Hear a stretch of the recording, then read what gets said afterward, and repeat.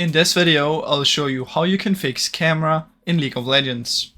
Now, if you have the camera bug where you lock screen all the time, no matter what you do, what you need to do is put your mouse cursor on the minimap, hold it down for a few seconds so it teleports to over there, and then your camera will automatically be unlocked.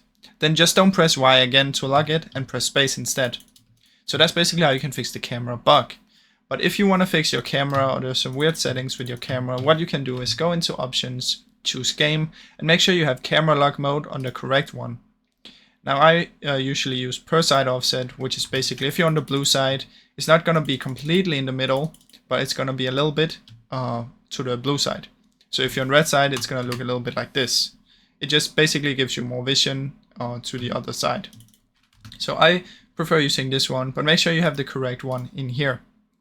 Also, make sure that you use space instead of lock screen if you want to get the maximum efficiency, since using lock screen will limit your vision by a lot. So now I'm not on lock screen, I can see all the way up here. If I was on lock screen, I would only be able to see up here. So that's basically how it works, guys. Now I really hope you enjoyed this short video.